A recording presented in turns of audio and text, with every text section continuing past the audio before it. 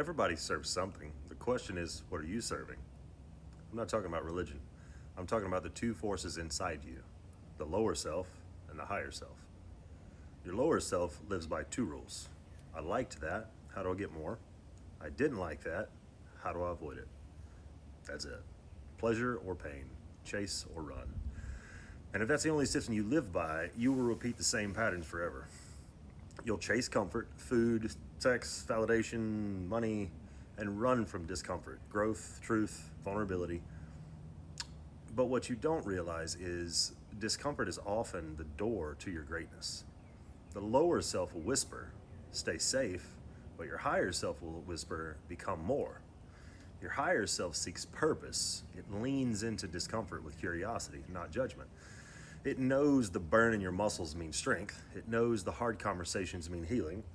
It knows that fear means you're getting closer to something real. The lower self says that hurts, pull away. That feels good, give me more. But that's how you get stuck. That's how you numb out.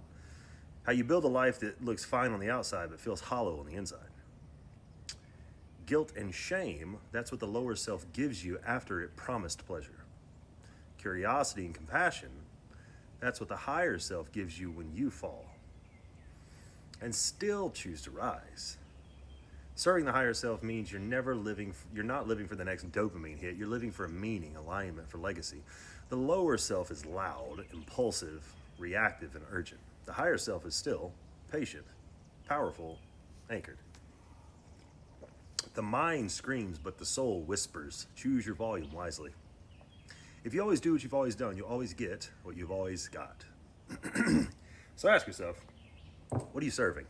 Comfort or growth? Fear or expansion? You don't need to become religious. You need to become responsible for your potential. This is not about morality. This is about direction. It's about whether you spend your life chasing relief or building a life that needs no escape. Serve your higher self, not because it's easy, but because it's true. Because when the lower self is tired of chasing, the higher self will be the one that's still standing, waiting to welcome you home. So how do you actually reach your higher self? I'm glad you asked. You start by asking one question: who's talking? Inside you, there's a whole village. Each voice, each thought, each emotion, a villager. Fear has a voice, anger has a voice, shame, loud as hell sometimes. But if you've never been taught otherwise, you'll mistake these villagers for you. But they're not you. Not every voice that sounds like you is you. You are the observer, the one who hears the voice. You're not the fear. You're the one who notices the fear. You're not the pain. You're the one who holds the pain. Your thoughts, emotions, experiences, they move across you like weather. But you are the sky, untouched, unmoved, always present. That's where real power lives. The mind screams, the soul whispers, choose your volume wisely. So when the lower self yells, you're not enough, this is too hard, let's just check out, numb out, run, pause, breathe, ask, who's talking right now? Right? Because when you name the villager, you separate from it. And when you separate from it, you stop obeying it. Fear can scream and you can still move forward. Shame can whisper and you can still choose compassion. Anger can rise and you can still respond with love. Growth doesn't always roar. Sometimes it arrives in the quiet decision not to react. You don't need to silence the village. That's not peace. That's control. You just need to lead it. Lead the chaos with curiosity. Lead the fear with presence. Lead the guilt with grace. There's no such thing as a bad emotion, only an unled villager. Your job isn't to fix them. Your job is to sit in the observer's chair, the place where clarity lives and the story slows down. Peace doesn't come when the village is quiet. Peace comes when the observer is present. That's how you serve your higher self, not by striving, but by witnessing. Not by reacting, but by returning.